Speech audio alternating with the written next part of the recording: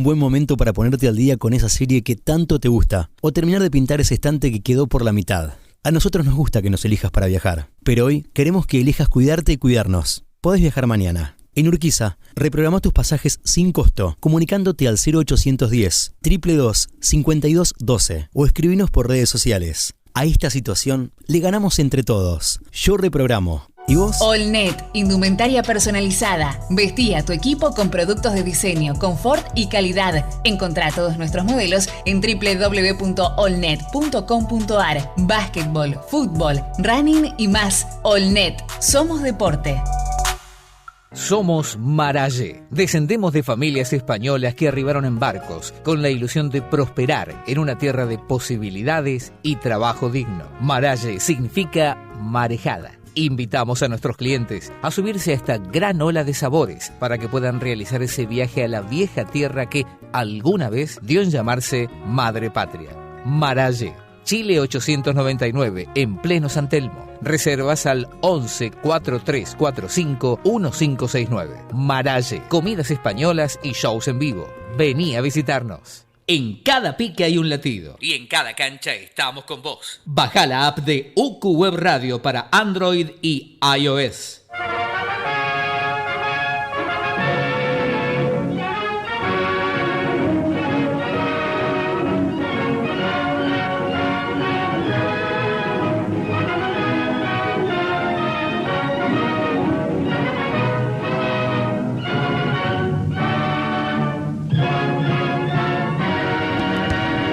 La historia contada en tiempo presente. Esto es Básquet Analógico, un programa que no olvida, que repasa con testimonios de los protagonistas los grandes momentos del básquet nacional e internacional. Un conductor y un escolta. Alejandro Pérez y Marcelo Nogueira te acompañarán por un mundo desconocido para muchos. Esto es Básquet Analógico. Ni James Naismith lo hubiera imaginado. ¿Qué tal? ¿Cómo están? En mayo, cerquita de cumplir nuestro primer aniversario con Básquet Analógico, veo una sonrisa ahí en Alejandro Pérez. Después de, todo este esfuerzo, por a la vez gran gusto, Alejandro, de hacer semanalmente aquí en UQ Radio y con el apoyo de Fabián Pérez, de Leo Margo, de Ison Patoco, este programa en el que tratamos de no hacer ninguna referencia ni de lugar ni de clima, porque tiene ribetes internacionales. He recibido muchos mensajes de apoyo de amigos de otras partes del mundo. ¿Cómo estás? Muy bien, Marcelo, gusto de saludarte, de saludar a la gente que nos está acompañando ahí, a Leo y a Ison, que están colaborando como siempre en la producción. Y es cierto que nos da gusto revolver en la historia, repasar algunos momentos buenos, otros no tanto, pero siempre tratando de mantener viva esa historia que nosotros respetamos, que decimos que merece tenerse en cuenta.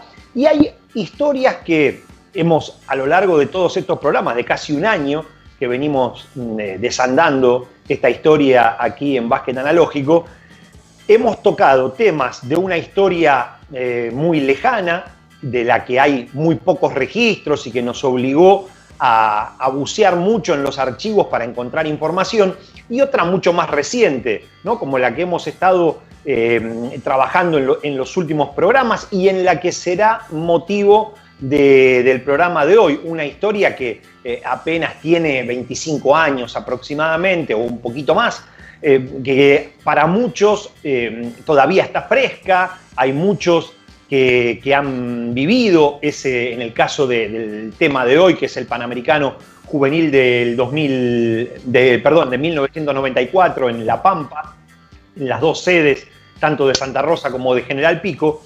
A mucha gente la tiene esa historia todavía fresca, y por suerte todos esos protagonistas están dando vuelta, los tenemos a mano.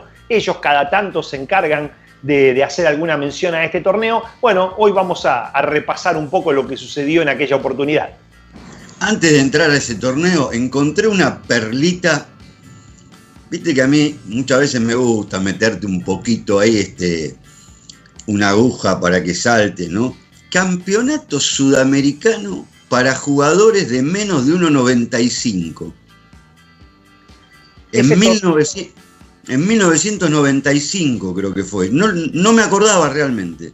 Sí, se hizo en Paraguay porque el entonces presidente de la Federación Paraguaya sostenía que el problema de Paraguay era que no tenía jugadores altos, que si bajaban la estatura de los jugadores, ellos podían tener chances. Incluso hubo una liga en Estados Unidos para jugadores de menos de 1,98, que creo que duró 2 temporadas. La World Basketball League. Claro. Me acuerdo haber hecho yo alguna nota en la querida Solo Basket sobre ese torneo con características muy especiales y muy bien la gente de la organización de esa competencia que me mandó mucho material en aquel momento por correo, ¿no? Que llegaba 20, 25 días después. Me mandó información de esa competencia. Y si uno repasa en la historia, allá por la década del 40, principios de los años 50, la Confederación Sudamericana de Básquetbol también tenía el reglamento impedía a jugadores de más de 1,95 m participar en las competencias FIBA.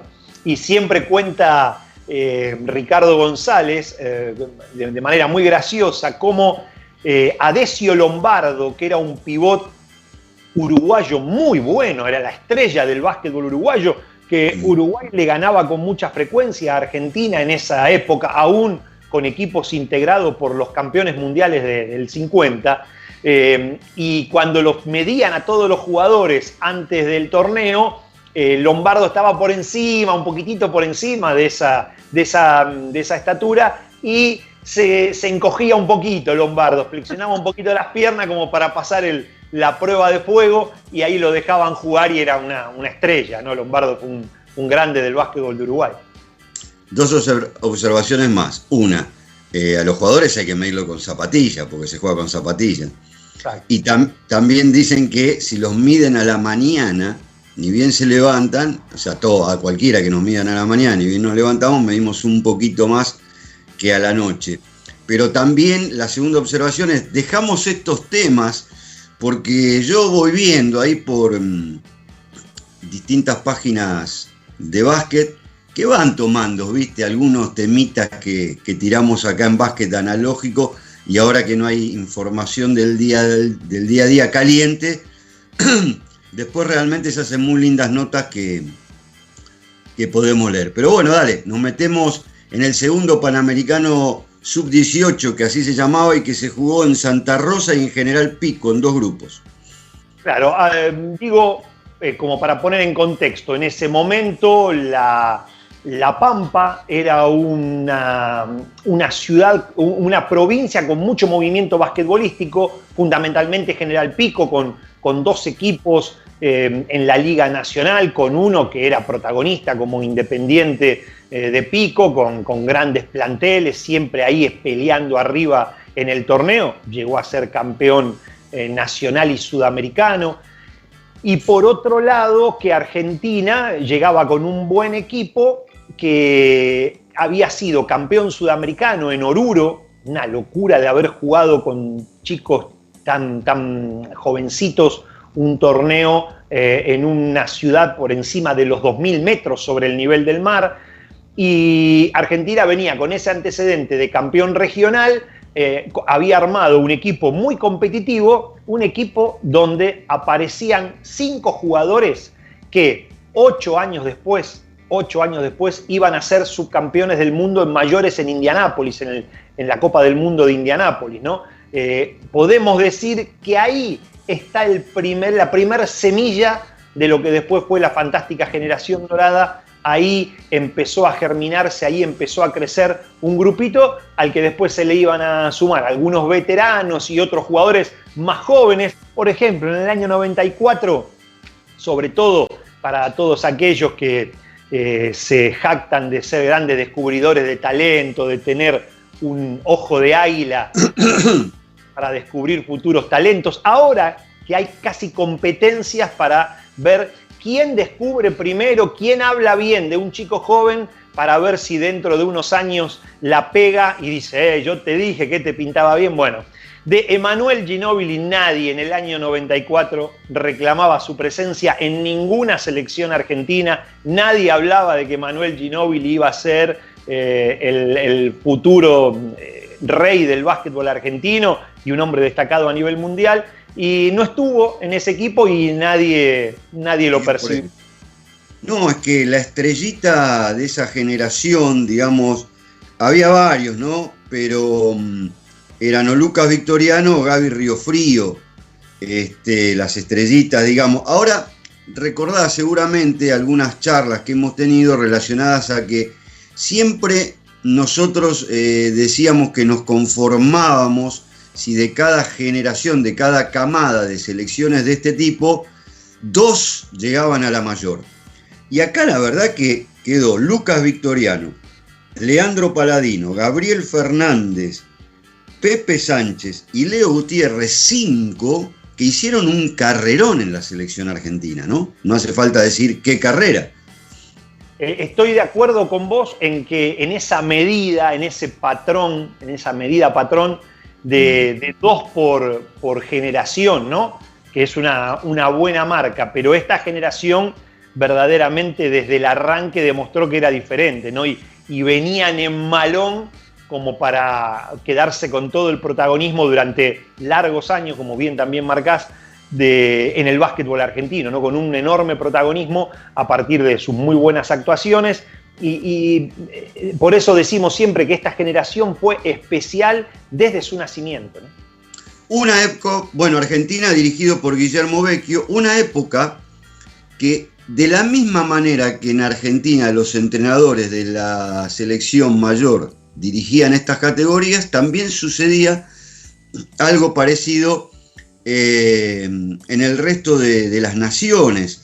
Y para ir entrando ya un poco en clima y poniéndolo en contexto, en el grupo A jugó Argentina, México, ahí estaba Eduardo Nájera, Canadá, Dominicana y Venezuela. Y en el grupo B, con Estados Unidos, Panamá, Uruguay, Puerto Rico y Brasil. Después vamos seguramente a nombrar algunos jugadores de cada equipo. Hay que explicar que esto se jugó entre el 27 de agosto y el 3 de septiembre de 1994 y que de General Pico a Santa Rosa la selección argentina iba y venía jugando algunos partidos.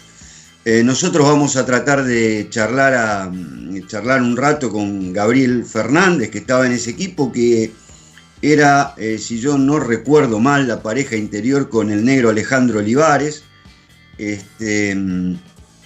Y Argentina, ¿sabés quién se quedó afuera por lesión? Que estaba en la preselección, Martín Budin. Claro, venía campeón el año anterior en Oruro, en el Sudamericano. Claro. Y también hay que decir que Guillermo Vecchio, el entrenador, aguantó hasta último momento y decidió incluirlo, pese a que estaba lesionado, a Gabriel Riofrío, que le quitaron un yeso que tenía en la mano derecha el mismo día del debut contra República Dominicana, y por eso mismo él no jugó la primera fase en la que la Argentina, vamos a repasar los resultados, tengo que leerlos, le ganó a Dominicana 65-55, a México 78-66, a Venezuela 67-49 y a Canadá 72-58. Dicho esto, dale vos. Mirá, una cosa que quiero aclarar, este torneo panamericano se había creado por FIBA América, en aquel momento copaba la Confederación Panamericana de Básquetbol, en el año 90. Sin embargo, existen tres antecedentes previos, mejor dicho, de esta competencia, donde también Argentina participó e intervinieron equipos de todo el continente. El mejor de estos fue en el año 76, se hizo en San Pablo. En Brasil jugaban algunos muchachos que más o menos después trascendieron, como el caso de Oscar Smith, de Marcel de Souza, de Gilson de Jesús, ¿no? Jugadores que, bueno, en el caso de Oscar y Marcel, que fueron estrellas internacionales, Gilson, que llegó a jugar muchos años en la selección brasileña de mayores. Argentina en aquel momento salió sexto en aquella primera oportunidad del 76, y el equipo argentino, uno de sus jugadores era un tal Mario Scola, el papá de Luis Scola, integraba esa selección argentina que para ser un equipo del año 76 tenía 3 jugadores por encima de los 2 metros, jugadores que vos conociste. Los 2 internos titulares eran Mario Scola y Espurio, el nicoleño.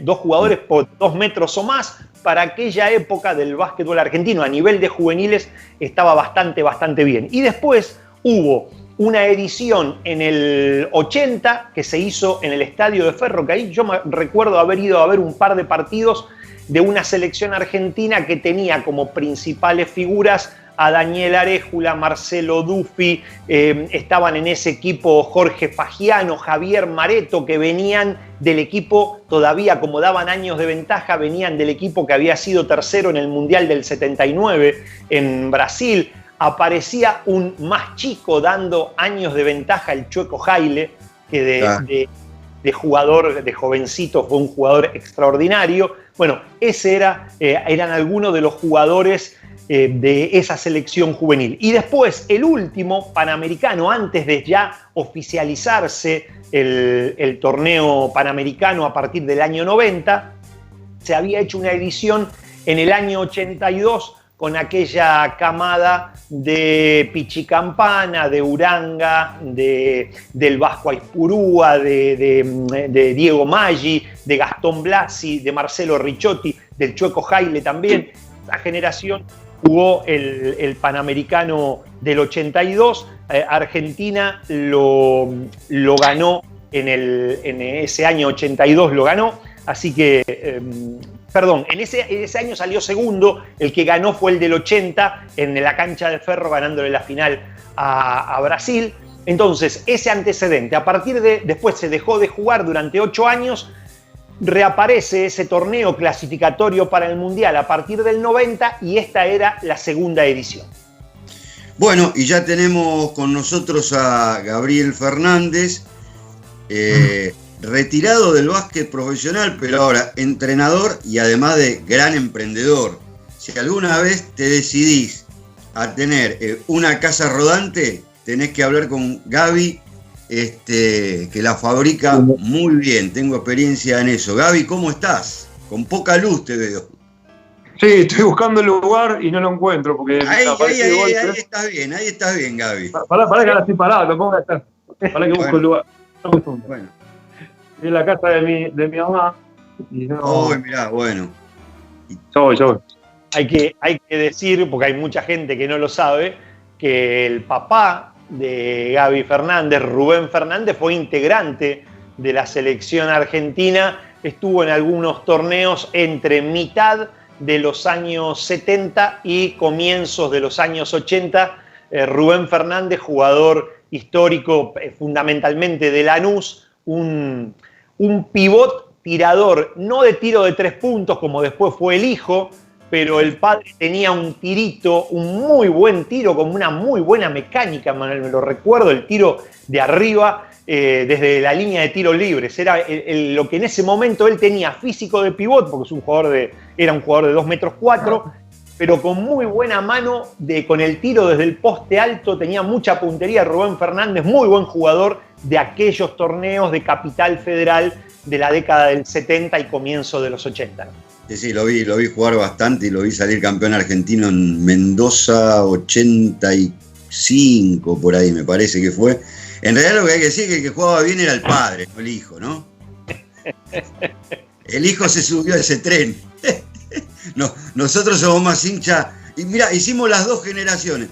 ¿Vos jugaste alguna vez contra el Sordo o no? Sí, jugué. No, vos no. Alejandro pudo haber jugado también. Sí, jugué en el año 81 cuando ya no estaba más en Lanús, se había ido a Independiente y era compañero del cabezón Jorge Martín y tenían un muy buen equipo y jugué en Avellaneda en el Estadio Butaro, que era bastante nuevito en ese momento. Jugué contra Rubén Fernández, por eso te digo que lo conozco y era un muy buen jugador. En un Lanús que muchas veces hacía la doble llave, como se le llamaba en ese momento, Rubén Fernández y el Runcho Prato. Y también estaba Pichi Mesina, el neuquino. Entre los tres era el gran rival de Obras a mitad de los 70, ¿no? Era el que le peleaba la supremacía a Obras porque era el otro que tenía los hombres grandes para pelearle. Bueno, pero estamos con Gabriel Fernández. Y para hablar de un torneo seguro, Gaby, que en los comienzos de tu vida basquetbolística, ya casi llegando a ser profesional, pasaste ahí en General Pico y en Santa Rosa, en este Panamericano. Veníamos diciendo con Alejandro, un verdadero equipazo, ¿no? Sí, disculpa, pero estoy con problemas de ubicación porque acá en mi casa está todo el mundo en movimiento, en la casa de mi mamá, así que voy a dar más luz. No te hagas problema, Gaby. Esto es muy familiar y es una familia que queremos mucho. Quédate tranquilo y te estábamos diciendo, bueno, de este torneo Panamericano Sub-18 que jugaron en Santa Rosa y en General Pico, ¿no? ¿Qué recuerdos tenés de aquella selección, de cómo se preparaban y cómo fue el torneo? Bueno, la de Santa Rosa, General Pico, vos hablás antes del Mundial del 95, ¿no? De Grecia. Claro. Bueno, con muchísima, como siempre, con muchísima competitividad, ¿no? Ya arrancaba lo que es la generación dorada, digamos, ya teníamos un año juntos, pero bueno, veníamos peleando el lugar, veníamos con Guillermo Vecchio entrenando, muy fuerte, muy duro siempre, y bueno, recuerdo ese torneo que fue un torneo importante porque habíamos subido un poco el nivel de lo que había sido el Sudamericano de Oruro, y bueno, preparación ya para lo que venía después, que era el Mundial, donde bueno, ya ve que nos venía adelantando lo que iba a ser un torneo realmente de alto nivel, ¿no? Claro, ese torneo era clasificatorio justamente para el Mundial del 95 de Grecia y bueno, tenían que conseguir también alguna de las plazas, y había rivales incluso desconocidos para ustedes, porque en aquella época no había tanta información todavía, como Canadá, como México, como Dominicana.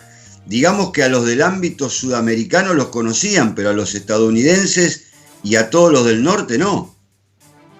No, seguro, digamos, es cuando vos arrancás a tener el roce fuerte real, ¿no? Hasta mismo cada situación.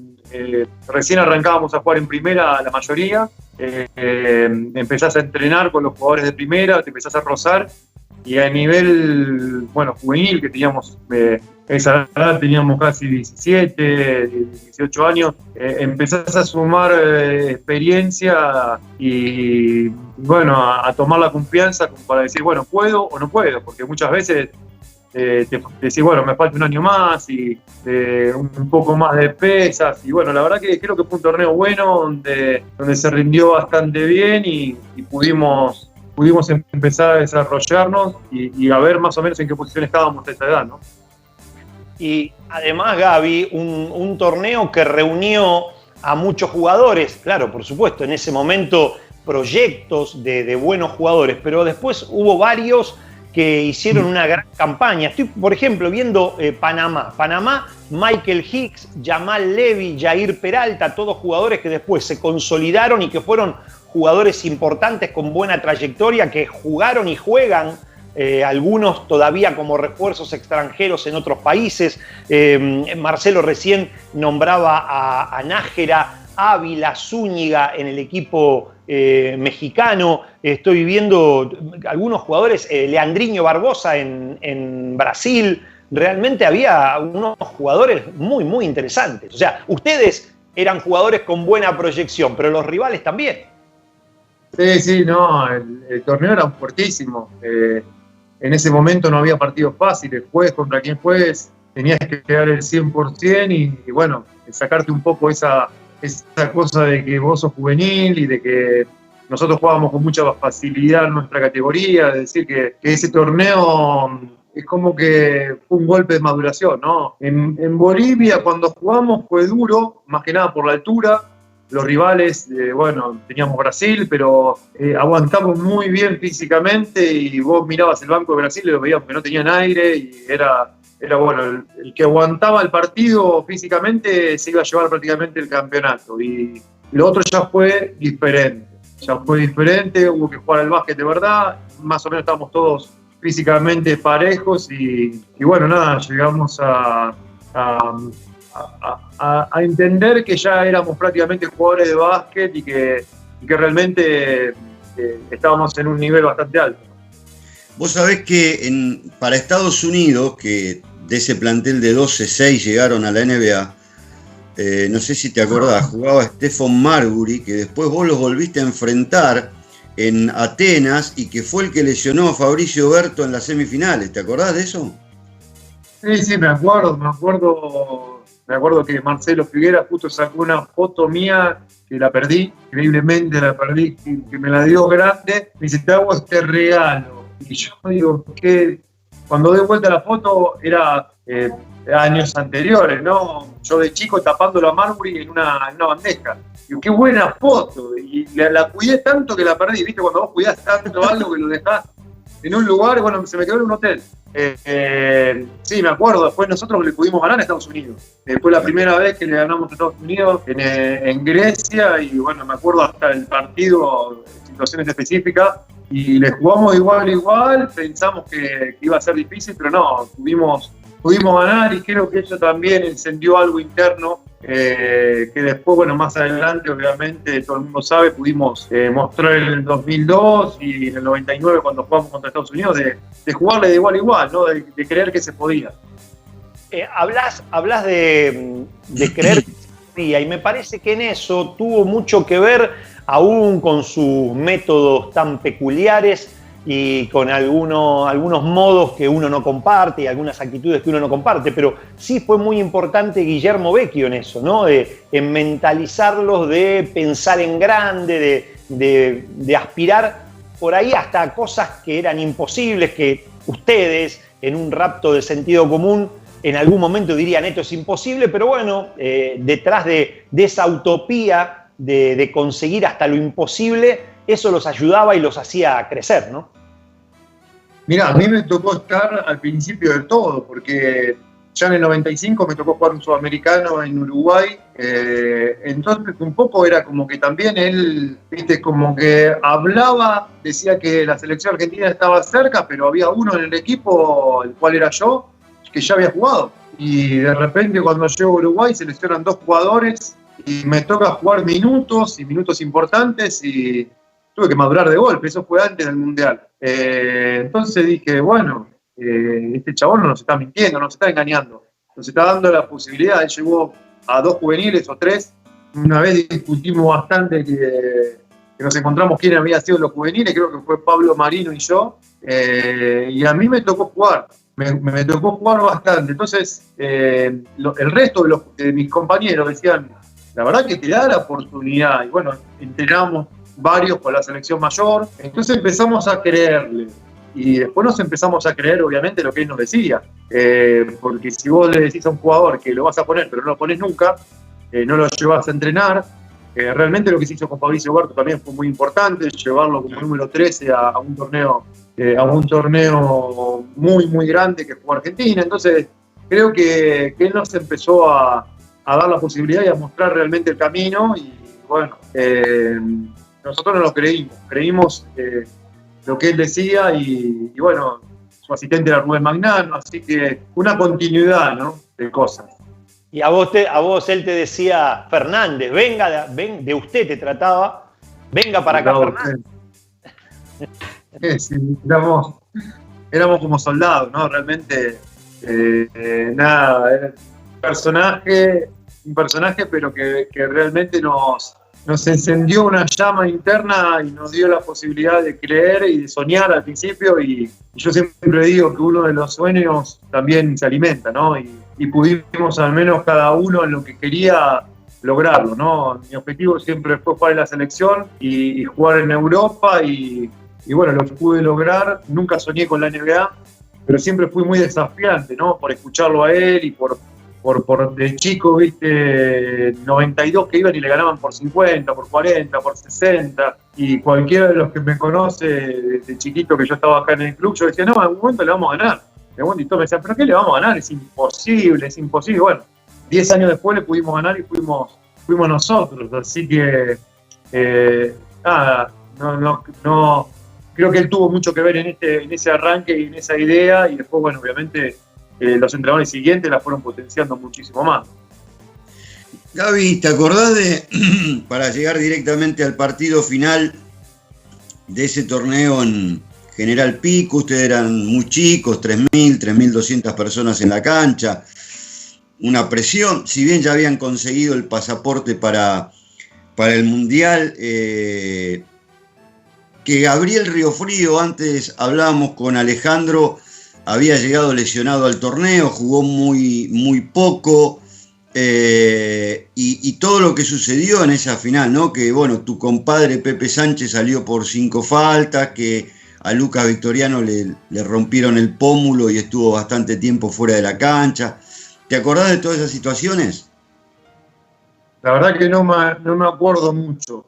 Me acuerdo cosas personales de jugadas que hice en el partido, viste, que así un poco borrosas, pero no me acuerdo mucho porque se vivieron muchas cosas seguidas, viste, en esa época, y uno no, como que tengo el registro del torneo, obviamente, de pelear el puesto, después de sentirme seguro dentro del equipo y todo lo que fue siguiendo, ¿no? Ese torneo que realmente fue distinto al comienzo, ¿no? Al comienzo de lo que fue el sudamericano, ¿no? Que fue durísima la preparación, pero de ese torneo tengo como flash así. Más, te digo la verdad, hoy no me acuerdo cómo terminó el último partido. No me acuerdo, imagínate si te jugué cosas seguidas que no me acuerdo ahora cómo terminó el último partido. Pero bueno, Gaby, para eso estamos nosotros, y por eso iba a apuntar. Claro, para llamar a jugadores como ustedes, que además vos tuviste, claro, en una generación que jugaba cualquier cantidad de competencias, entre la liga, que como bien dijiste, ya estaban empezando a ser profesionales, los torneos de su edad, los de un poquito más grande, y en la selección mayor, ¿no? La verdad que una actividad tremenda en esos años en poco tiempo. No, aparte fue, si ustedes se acuerdan, fue la liga siguiente a eso, fue la liga que se jugó los 48 minutos. Entonces, nosotros ya empezamos a tener minutos, fue todo un cóctel, ¿no? De cosas, un cóctel de cosas que nos daba protagonismo. Por ahí no estábamos preparados, pero al principio de la temporada tuvimos que jugar sí, porque los jugadores no estaban acostumbrados a jugar cuartos de 12 minutos, entonces 3, 4 minutitos por cuarto tenías, y después te lo ibas ganando. Si jugabas mejor que tu jugador, por más que haya así que vos eras juvenil y el otro era primera, el entrenador te ponía. Y el partido había que mantenerlo, y había toda esa cultura de que había que rotar y que los pibes tenían que jugar, y los pibes pasaron a ser mucho más importantes. Creo que fue un acierto para mostrar. Después por ahí se volvió a la normalidad y ya nosotros ya teníamos nuestro lugar ganado, pero me parece que fue un empujón, ¿no? Eso de jugar esa temporada de los 48 minutos con todo el cóctel de las competencias que teníamos a nivel internacional, ¿no?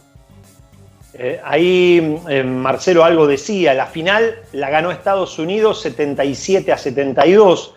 Lo interesante es que el primer tiempo terminó empatado en 30. Esto muestra que se trató de un partido muy, muy nivelado, una diferencia exigua, la victoria por 5 puntos, que la sacó durante la segunda mitad con, Marcelo lo nombraba, Stephen Marbury como la gran figura del partido, 27 puntos para él. Y, Flaco, Gaby, repasamos los puntos de Argentina. Lucas Victoriano, 17, Paladino, 4, Riofrío, 13 puntos, 13 también, para Olivares, qué chiquita que hacíamos las planillas en Solo Básquet, qué números tan chiquitos.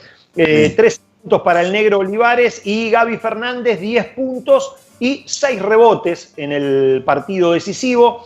Pepe Sánchez, que como siempre en esa camada, viniendo de atrás para o cambiar a Lucas o cambiaba al 2 o al 3, porque si a veces cambiaba al 3, él iba de base, Lucas de 2 y Paladino iba a la posición de 3. Pepe Sánchez sumó 10 puntos también y después Pablo Marino, como bien decías vos, de esa camada no anotó.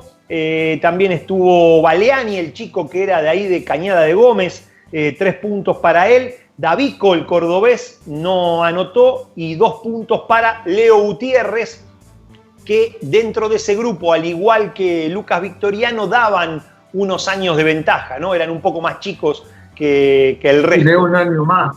Leo daba un año más de ventaja que Lucas y en esa edad se sentía mucho.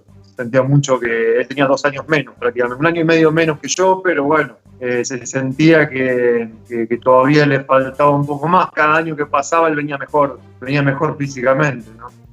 Claro, porque después, en el año 96, Leo Gutiérrez va a estar, claro, lo que dice Gaby, como daba 2 años de ventaja, a la siguiente edición, el sudamericano había sido en el 94, en el 96 en Loja, en Ecuador, Leo Gutiérrez, ahí ya con otro que estaba en su misma situación, que era Luis Escola. Ahora el que daba años de ventaja era Luis Escola. Fueron las 2 figuras de Argentina en ese sudamericano de juvenil del 96, que sale campeón Argentina y que entre otros también tenía a Pancho Hassen, por ejemplo, jugando en ese equipo. El plantel completo entonces era Lucas Victoriano, Leandro Paladino, Juan Davico, Gaby Fernández con nosotros en básquet analógico, Alejandro Olivares, Pablo Marino, Pepe Sánchez, Mauricio Baleani, Leonardo Gutiérrez, Martín Nogués, Diego Bernardi y Gabriel Riofrío. Ese era el plantel que dirigió Vecchio, que ganó la medalla de plata. Gaby, esperamos que haya sido para vos repasar un buen recuerdo y bueno. Otra cosa, en un equipo de Estados Unidos donde no hubo en ese equipo un gran grupo, un núcleo importante que después desembarcara en la NBA, y mucho menos que hayan sido grandes figuras, pero hay 2 nombres, además del de Marbury, que sí fue una estrella de la NBA, Yarib Abdur-Rahim, otro jugador que pasó varios años en la NBA, que fue un jugador importante y que llegó a estar en algún Dream Team de esos que de los primeros años de la NBA participando en competencias FIBA, y que es el actual comisionado, el actual presidente de la G-League, ¿no? Exactamente, y también lo que tiene como dato lamentable y trágico, que un jugador de cada equipo de Argentina y de Estados Unidos ya fallecieron, como fue Gabriel Riofrío a muy temprana edad, y también Robert Traylor, el tractor Traylor, que estaba en ese equipo, que como vos bien dijiste, tuvo apenas un par de jugadores que hicieron medianamente historia en la NBA, aunque 6 llegaron. También es un dato bastante triste de jugadores que fallecieron jóvenes, ¿no? Y también en una situación, algún problema cardíaco, un jugador con un prepeso muy grande, con un físico muy exuberante, ¿no? Por eso lo de muy ancho, con muchos kilos, y terminó lamentablemente en una situación similar a la de Gaby Riofrío, falleciendo por problemas cardíacos, ¿no? Sí, eso fue no sabía, 2011, ya hace bastante. No sabía. Lo de Traylor. Que después, Flaco, él jugó un tiempo importante en la Liga de Puerto Rico. Sí, señor. Puerto Rico, pero insisto, a medida que se convirtió ya en un adulto, dejó de ser ese jovencito con el que se había cruzado con ustedes, y ya más de adulto su físico era cada vez peor, porque claro, el lógico paso del tiempo consolidaba una estructura física muy grande y tendiente a la obesidad, Entonces, bueno, con problemas físicos y le terminó repercutiendo eso en todo el sistema cardíaco y, como decía Marcelo, una muerte lamentable. Y bueno, una que le quiero hacer a Gaby, porque ese equipo de Estados Unidos tenía un jugador de 2,16 m a esa edad, que era Tim Young. Y Gaby... Blanco, sí. Y Gaby se pasó la vida peleando contra gente mucho más grande y bancándose ahí, por lo menos en defensa en la pintura. Después ya más de grande en ataque jugando un poco más por fuera. Pero ¿te acordás de ese gigante? Para usted era un gigante en ese momento. Sí, yo creo que... Sí, me acuerdo. Alguna piña ligó, digamos. ¿Cómo? Alguna piña habrá ligado en las costillas. Sí, la verdad que lo que mejor se me daba, y mismo en Europa, era defender a jugadores más grandes que yo. Siempre fui un poco pesado, digamos, y fuerte de arriba, digamos. Nunca tuve una gran capacidad de salto, pero jugar 1 contra 1 en el poste bajo me gustaba. Que reciban, los dejaba recibir y que vayan al choque, ¿no? Aguantaba bien con el antebrazo, prácticamente con pocas faltas, y después, bueno, cuando me ganaban, usaba 2 faltas para cortarlos. Y los jugadores se desgastaban mucho. Muchas veces también con desequilibrios, ¿viste? Defensivos, sacarle el equilibrio, volverte a poner fuerte. Bueno, era algo que todavía lo sigo enseñando a los jugadores que entreno, pero sí hubo muchos jugadores, después, bueno, jugadores por ahí en Europa ya consagrados, gigantes, que bueno, entraba solamente para defenderlos a ellos, ¿no? Puedo dar fe de eso, Gaby, en el Mundial Sub-22 de Melbourne, en Australia, cómo lo atendiste a Chris Anstey, un jugador de 2,13 m que había sido elegido en el draft de la NBA y que todavía debe tener las costillas ahí, machucones en la zona de las costillas de cómo lo atendía Gaby. Pero eso ya pasó. Lo que sí quiero que cuentes, en ese año 94, en el Sudamericano y en el Panamericano, empezás a convivir con Pepe Sánchez, con el que después hiciste una gran amistad que se mantiene hasta hoy y que además hasta los une familiarmente, ¿no?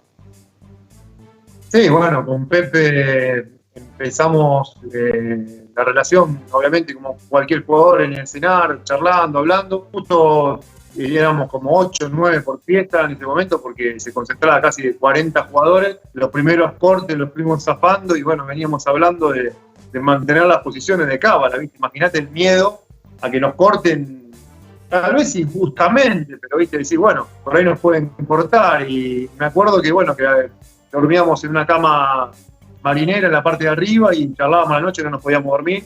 Y ahí arrancó nuestra relación. Y después se fortificó cuando tuvimos que renovar el pasaporte, que se conocieron nuestros viejos. Te estoy hablando del inicio, ¿no? De relación nuestra. Y bueno, nada, después ya con el tiempo, nada, compañero de habitación siempre, una muy buena relación y fue padrino de mi primera hija, ¿no? De Lucía. ¿Podemos encasillarlo a Pepe como el intelectual de toda esa generación? Como el intelectual manipulador, digamos. Intelectual y manipulador. Eso corre tipo, por tu cuenta. Sí. Sí, no, él siempre con un humor distinto, serio, pero bueno, muy gracioso, muy gracioso y bueno, manipulando a todos como para después dejarte en evidencia y reírse de eso. Pero ya lo conocíamos, sabíamos cómo era y nada, un tipo muy pensante, obviamente, muy inteligente, ya todos lo conocemos ahora. Pero en ese momento... Nunca gritar a Pepe, siempre en ese medio tono, ¿no? Nunca grita Pepe. Tiene un medio tono para hablar. Un tipo que ha perdido, hoy está tranquilo y generalmente vive tranquilo, pero cada tanto tiene una explosión, Cada tanto tiene una explosión ridícula que bueno, nada, no voy a contar ahora cosas que han pasado, por ahí en otra entrevista la contamos, pero te cuento una nada más, que llegamos de un viaje y bueno, le dan la cama, llegamos a México, claro, veníamos de 48 horas de viaje y Pepe da la tarjeta de habitación, me dice, bueno, la matrimonial es para vos, Gaby, la tuya, la chiquita para vos, Pepe. Y Pepe se le transforma la cara y yo le digo, Pepe, yo no tengo problema. Soy un tipo que no tiene problema donde dormir, no, que si él tenía que dormir en la matrimonial, que duerma. Yo lo que quería es que el colchón sea bueno y nada más, que no me moleste la espalda. Y le digo, te doy la mía, Pepe, no, pero no es así, vos sos más grande que yo. Empezó a gritar y le pegó con la tarjeta en la cara a todo el cachier. Pero le pegó así con la tarjeta, digamos, no le hizo nada, pero el tipo llevaba 48 horas sin dormir, viajando mal, y bueno, perdió. De esas hay un montón de Pepe, la de no juego más, ya la habrán escuchado también. Bueno, si querés contar. 99% inteligencia, control, inteligencia emocional, pero cada tanto explotaba. Y bueno, digamos la verdad, a mí no me puede mentir. ¿Pero cómo fue esa de que no juego más? Y que no juego más, hay un par, hay unas cuantas, pero bueno, nada, ya es meterme en un terreno medio difícil, pero también se enojaba con algún jugador y por ahí, no sé, te equivocabas en una jugada y se da vuelta y se sacame, no juego más. Se iba al final del banco, porque él no se equivocaba en las jugadas, él era perfecto y bueno, no había nadie que se podía equivocar. Pasó un par de torneos seguidos, en Puerto Rico, en el Mundial también. Lo que pasa es que enseguida lo reactivábamos, ¿viste? Lo tapábamos, lo encerrábamos, le pegábamos un poquito, dale, un track y tenía que seguir jugando, este es un papelón, no podés no jugar ahora. Y bueno, enseguida se ponía bien, el tipo volvía a su estado natural de tranquilidad.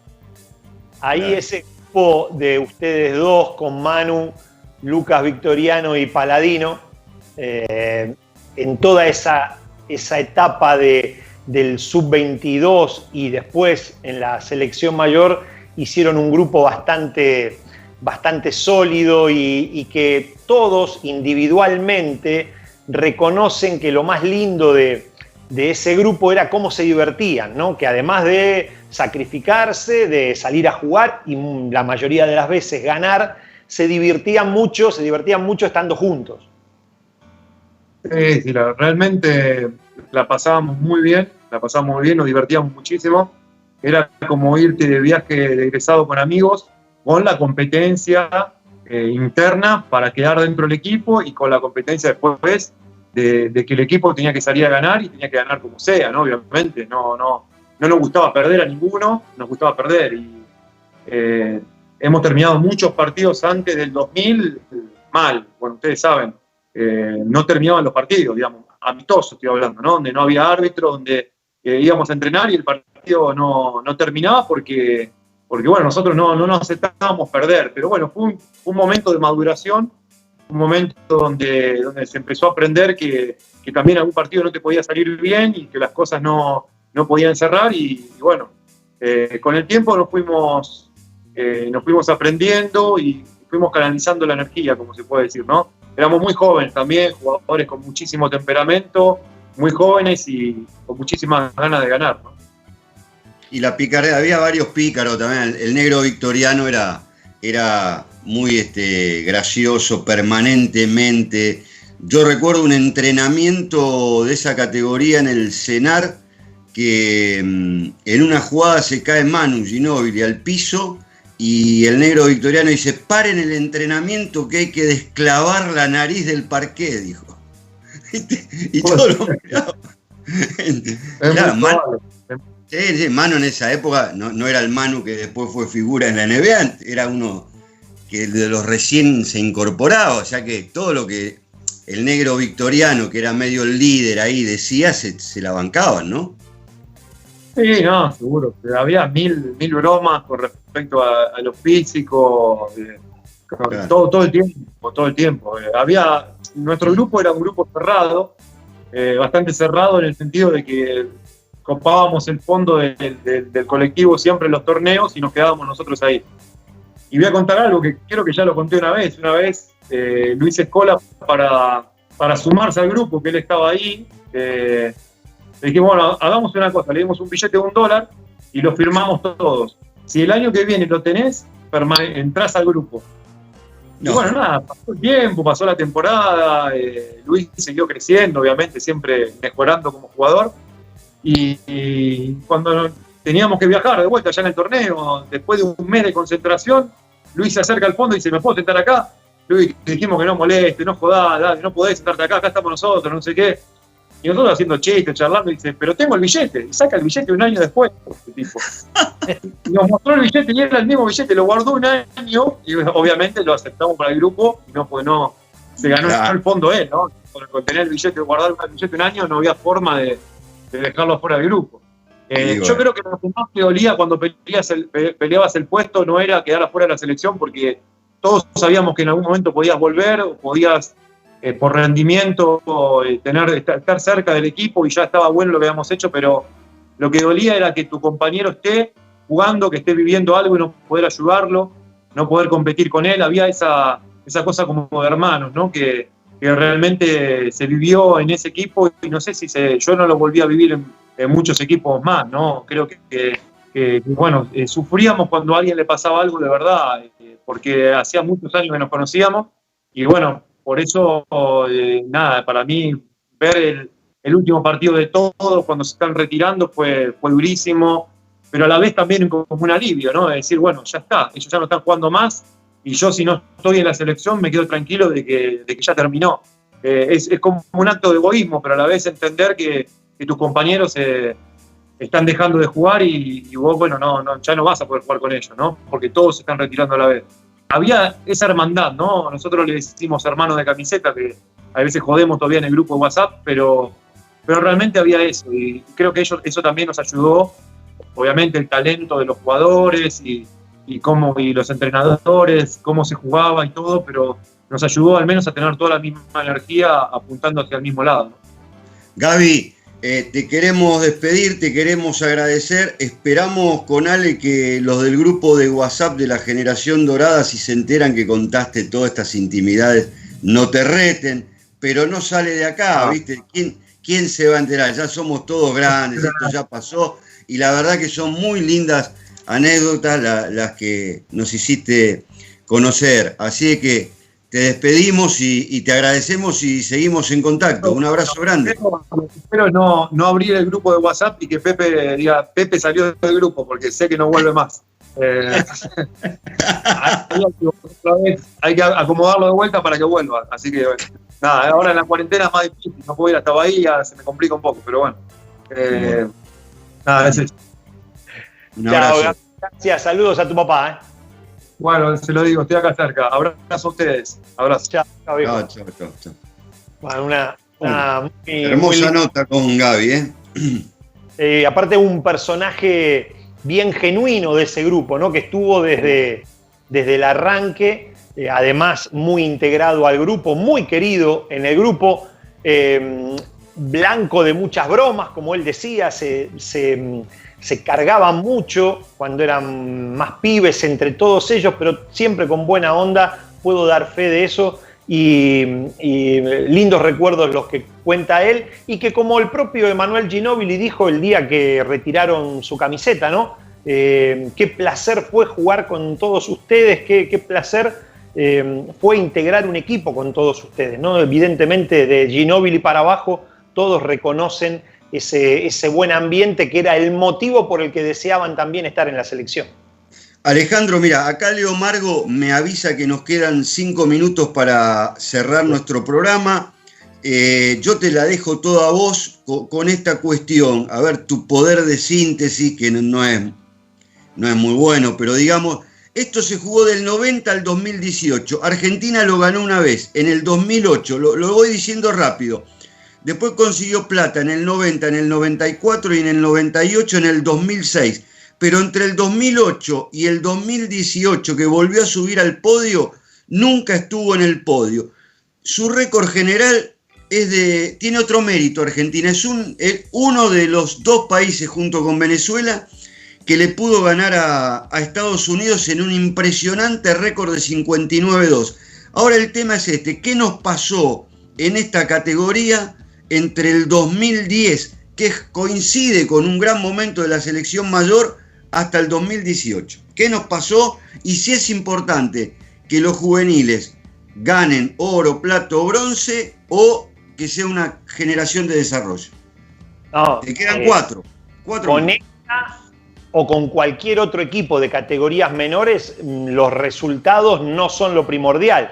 Por supuesto, hay que salir a ganar todos los partidos, todos los torneos, porque la ambición de ganar, el saber ganar, también se entrena. Entonces se debe buscar la victoria, pero que no es lo más importante, de eso no tengo ninguna duda. En categorías menores, donde sí no queda otra que ganar o ganar, es en los mayores. En categorías menores no.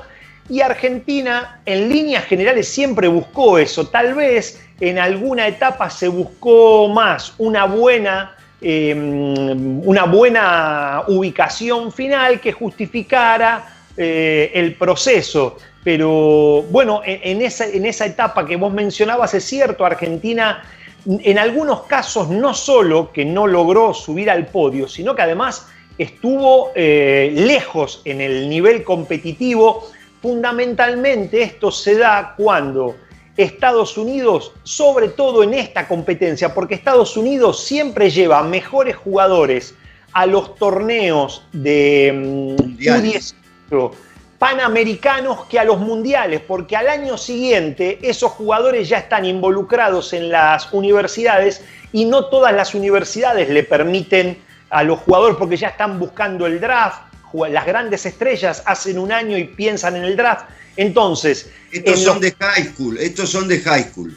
Entonces, acá sí tienen lo mejor. A los panamericanos, Estados Unidos va con lo mejor que tiene.